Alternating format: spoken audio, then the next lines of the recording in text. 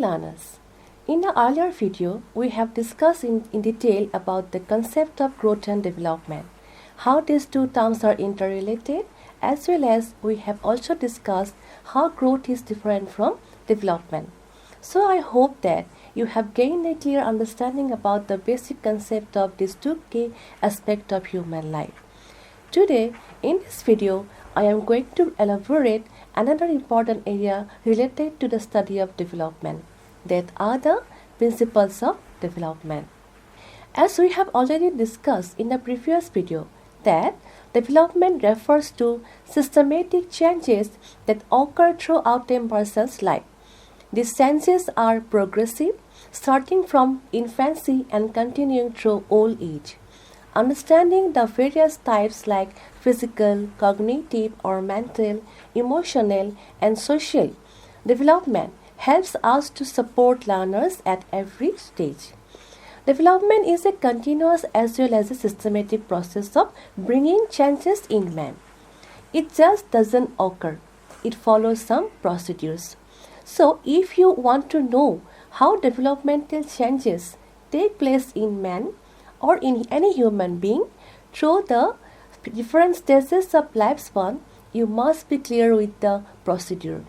The knowledge of the principles of growth and development will help you to be better acquainted with the procedure of development. These principles are fundamental ideas that helps us to understand how individuals grow, learn and evolve. This knowledge is crucial for all of us as it informs us how we should design our teaching practices and address the diverse needs of our learners. By understanding the principles of development, you will be able to gain a deeper appreciation of the ongoing and transformative journey of human development. So let's start. The first principle of development is principle of continuous development, or we can say it as principle of continuity. So first of all, development is a continuous process, as we all know. Development follows continuity. It goes from womb to tomb and never ceases. That means it never stops in midst. An individual starting his life from a teeny cell develops his body, mind and other aspects of his personality through a continuous stream of development in various dimensions. It is a lifelong process. Growth and change occur at all stages of our life. Each stage of development builds on previous stages. Development doesn't stop at adolescence or adulthood or childhood. It is a lifelong process. For instance, we can say that the way we learn and adapt in adulthood stems from our foundational skill that we have acquired during our early childhood or babyhood period. Then we have the principle of change. The life of an individual is dynamic in nature. It is never static. From the moment of conception to the time of death, it undergoes number of changes. At each stage of human development, change takes place. The principle of change in human development refers to the idea that human beings undergo continual and dynamic transformation throughout their lives. The principle acknowledges that growth and development are lifelong processes. Those are influenced by biological, psychological and social factors. Human development is not static. It involves constant adaptation and modification in behavior, skill and understanding based on our experiences and environmental influences. Change encompasses multiple dimensions like physical, that we can say as growth or maturation, and cognitive like learning, problem solving, skill development, and socio-emotional aspect like relationship status, self-awareness, self-conception or self-actualization. Then we have another important principle of development, and is that the rate of growth and development is not uniform. That means this principle highlights the variability in how individuals grow and develop over time. Although development follows continuity, yet the rate of growth and development is not steady and uniform at all times. It proceeds more rapidly in the early years of life but slows down into the later years of infancy. Again, at the dawn of puberty, there is a sudden rise in the speed of growth and development, but it is not maintained for long. Therefore, at no stage the rate of growth and development show steadiness. It rather takes place by fits and starts. Factors like genetics, environment, nutrition, and social interaction influence this variability. We can say, for example, during the early childhood and adolescence, growth is often rapid, while in middle childhood, it may slow down. Similarly, emotional and cognitive development can have spouts and plateau, emphasizing the non-linear nature of human growth and development. So we can see variability in terms of growth and development in human being, which we can say that is not uniform. Then another very important principle of development is that it follows the principle of individual differences. So according to this principle, there exist wide individual differences among the children with respect to their growth and development in various dimensions. Each child should grow at his own pace or own unique rate. This principle of individual differences emphasizes that each individual is unique and differs from other in various aspects, such as physical traits, cognitive abilities, personality, interest, learning style, and developmental phase. Even between twins also we can find differences. These differences arise due to factors like heredity, environment, upbringing, and experiences. In the context of education, we can say that this principle highlights the importance of recognizing and addressing the diverse needs, strengths, and challenges of learners to ensure effective and inclusive teaching. It encourages personalized and differentiated approaches to instruction to help every individual to reach their own and full potential. In the classroom, we can see differences among the children or among the students. So this is because of the individual differences. So as a teacher, it is our duty to cater to those individual needs and expectations so that they can reach to their full potential. Then we have another important principle, that is principle of uniformity of pattern or direction. Although development does not proceed at a uniform rate that we have already discussed in the earlier point and shows marked individual differences, yet it follows a definite sequence or pattern somewhat uniform in the offspring of a species. These directions are consistent and predictable, guiding physical, cognitive, emotional, and social growth. The principle is especially important in understanding child development and education. There are two important directions are concerned with this principle. These two are cephalocaudal development, which is often called as head-to-tail direction. So, as per this principle or direction, development proceeds from the head downwards to the rest of the body. So, infant first gain control of their head and neck muscles, followed by the arms and trunk, and finally the legs and the feet. For example, we can say that a baby learns to lift their head before they can sit up or walk.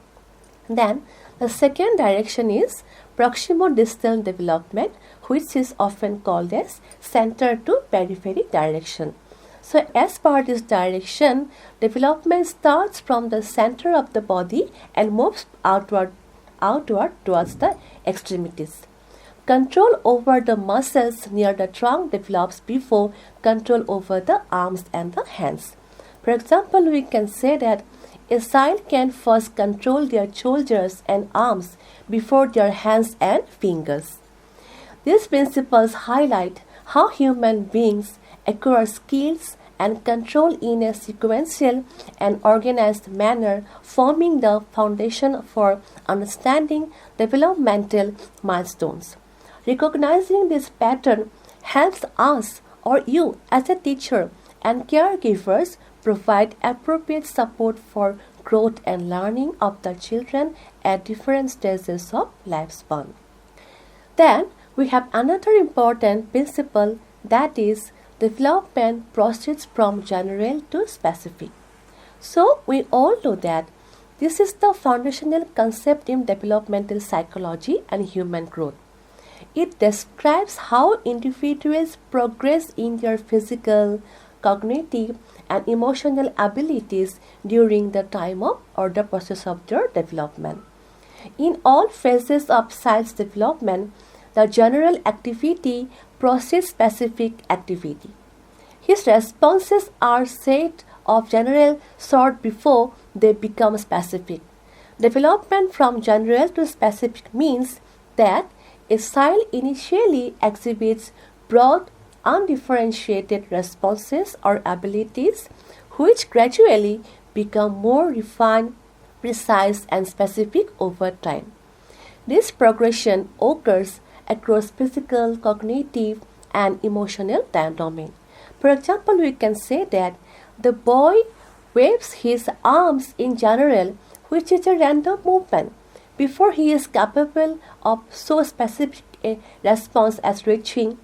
Similarly, when a newborn infant cries, the whole body of the baby is involved. With growth, crying is limited to the vocal cords and eyes, etc. So in terms of language also, the child learns general words before specific, like he tries to say some words like ma, pa, like that. But later on, he knows how to use the words daddy in greeting a many men, and it is only afterwards that he uses it for his father only. So this signifies the process of development that goes from general to specific. If we want to give good example, we can say in terms of physical development, a newborn initially exhibits generalized movement such as flailing arms and legs. Over time, this movement become more coordinated and specific, like grasping an object or walking. In terms of language development, infants begin by making general cooing or babbling sound, baba, papa. Gradually, they learn specific words, sentence, and grammar, and they can also sing. In terms of emotional development, initially infant displays general emotions like distress, contentment by crying. But over time, these reactions become more specific, such as displaying anger, joy, or empathy by showing, by talking, or by interaction. So these are the broad examples of development proceeding from general to specific. Then we have the principle of integration. So where it is true that development proceeds from general to specific or from whole to part, it is also seen that specific responses or part movements are combined in the latter process of learning or development. It is the integration of whole and it is its part as well as the specific and general responses that make a child develop satisfactorily in the various dimensions of his growth and development. Simply, we can say that human development refers to the process by which various aspects of development such as physical, cognitive, emotional, and social growth gradually come together to function in a unified and coordinated way. It emphasizes how different developmental domains, which may initially develop separately but eventually interconnect to form a harmonious whole. For example, we can say how an infant learns to walk. At the early stage, he develops control over individual body parts such as holding their head up, moving their legs. But later on, these separate skills like balancing, strength, coordination come together to allow the infant to walk. This is the example of integration.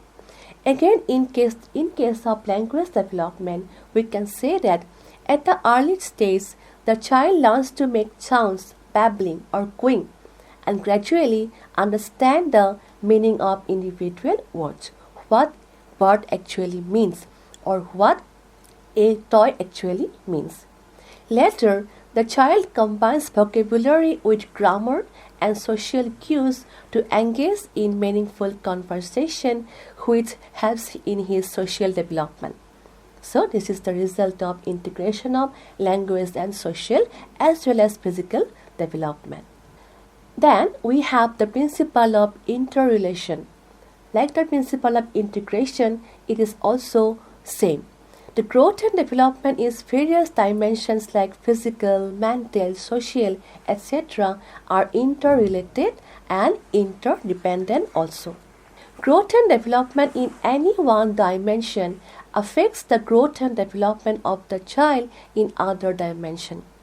For example, we can say children with the above average intelligence are generally found to possess average physical and social development. The asset of growth in one dimension diminishes the bright possibility in other dimensions.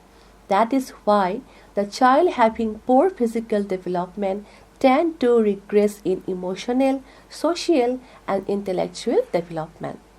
This principle emphasizes that development is a holistic process and progress in one area often impact and is influenced by the other aspect or areas of development. Proper physical health is the foundation for effective mental functioning. For instance, children who are well nourished and physically fit and active tend to have better concentration, memory, and cognitive skill. On the other hand, mental growth influences physical health.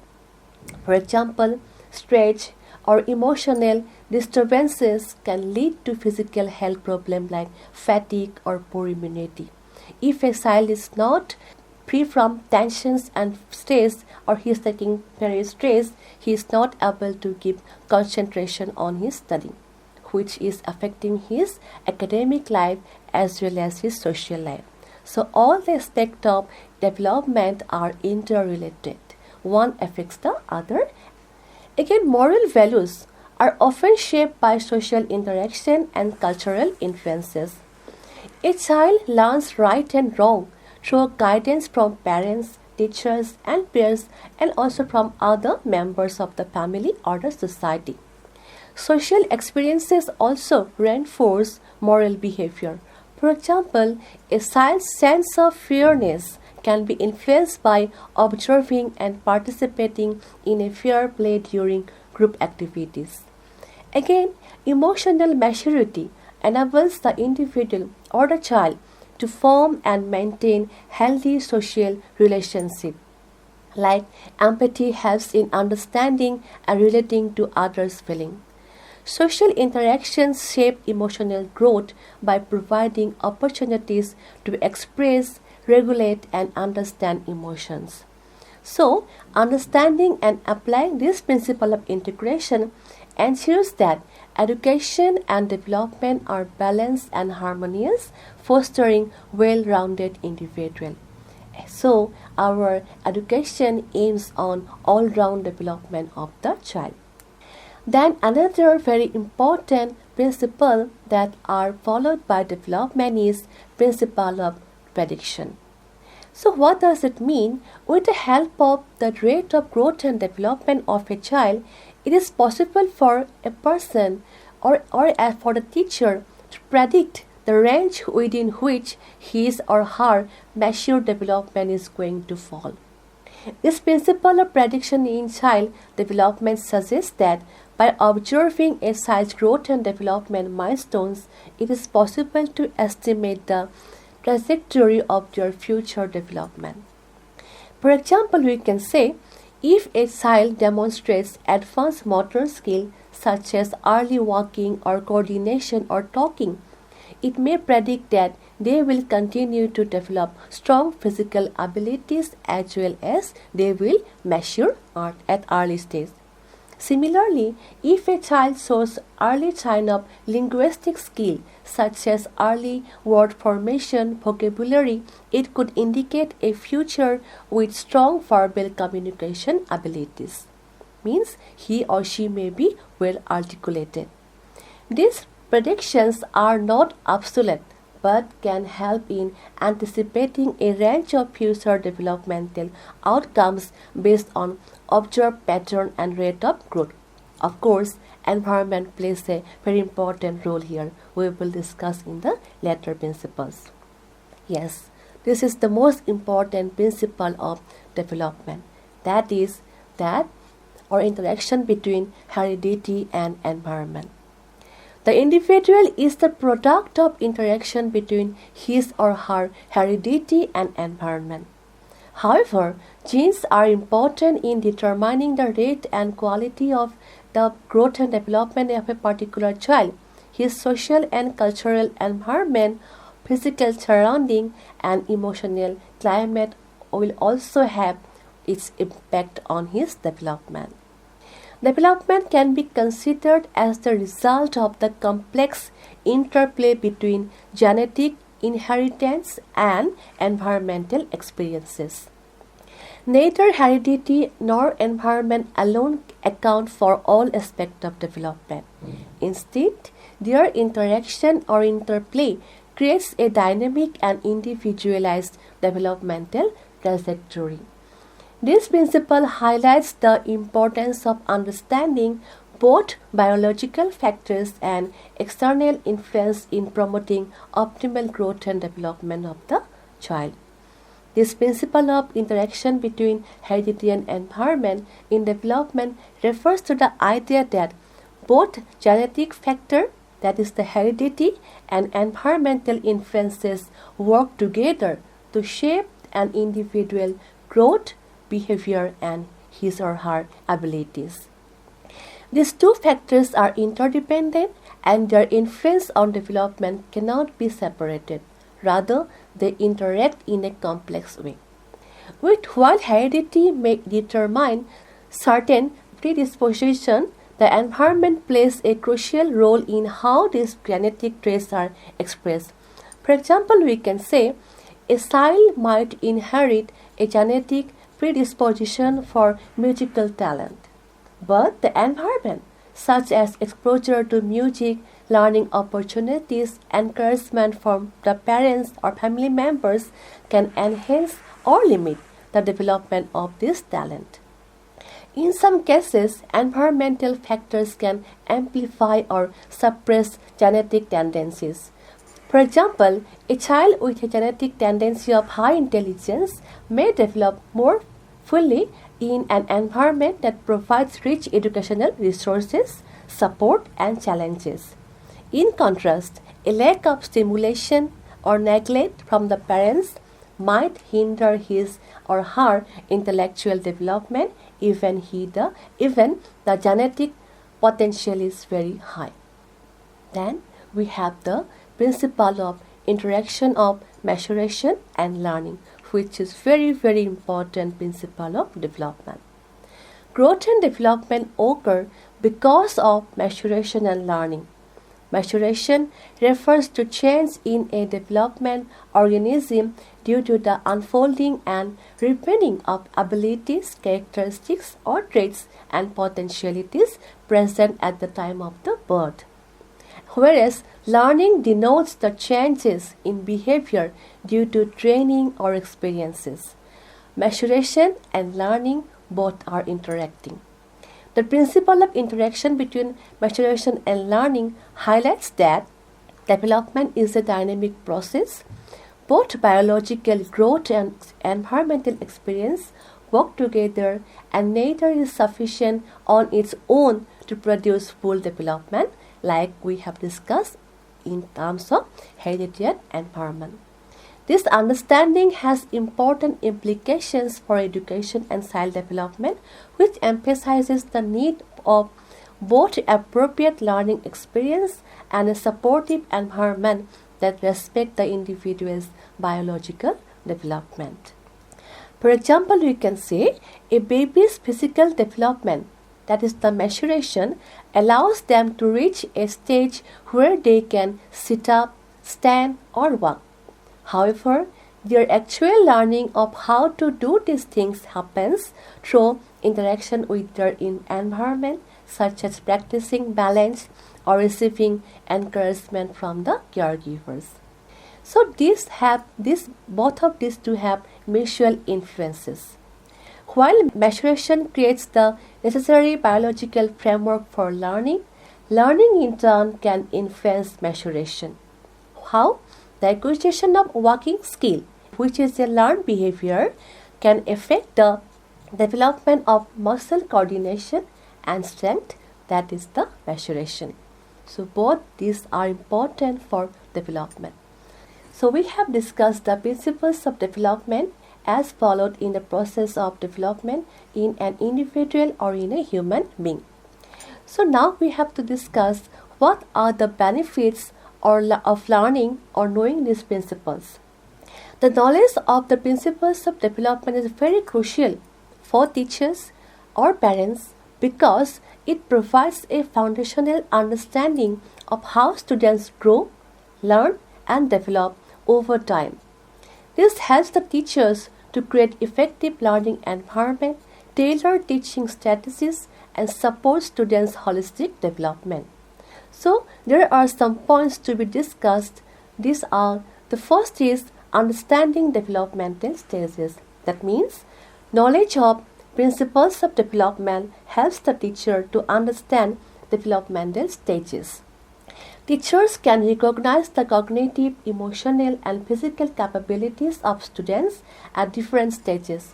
For example, young children learn better through play, while adolescents benefit from abstract thinking opportunities. Then it also helps in individualized teaching. Knowing that development varies from individual to individual, teachers can design lessons, teaching plan to meet the diverse needs of the students, providing support for slower learners and challenging tasks for advanced learners too at the same time. Then it also helps to design age-appropriate curriculum, which is very much essential for education. Developmental principles guide teachers in selecting content and teaching method suitable for their students' maturity level. For example, using concrete examples for younger children and more complex problem-solving tasks for the older one will be appropriate. Then it also promotes holistic growth. Teachers can ensure a balance in fostering intellectual, emotional, social, and physical development. It helps the teachers to encourage the students for social skill along with the academic learning.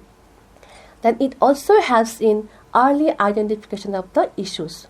Students may have problems, so teachers can identify those developmental delays or difficulties or problems, as well as he or she can provide prevention, whether by modifying teaching strategies or referring students for additional support like special school or some other important support. It also helps to create a positive learning environment. So understanding the development process, the teacher can influence the environmental factor. Teacher can foster a supportive classroom atmosphere, which is very important to promote growth among the children. It can also help the teacher to motivate the students.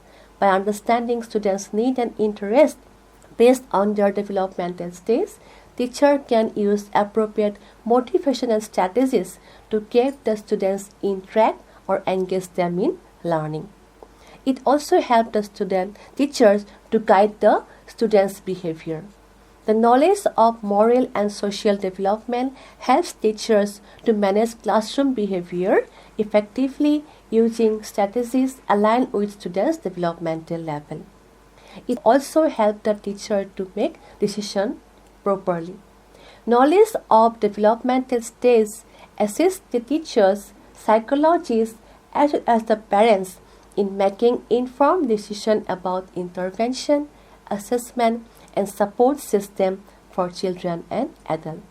So coming to the end of this video, we can say that understanding the principles of development is very crucial for fostering a deep understanding of how individuals grow and change across various stages of life. By focusing on cognitive, emotional, physical, and social development, teachers can create a more comprehensive approach to learning that acknowledges the diverse needs of the students.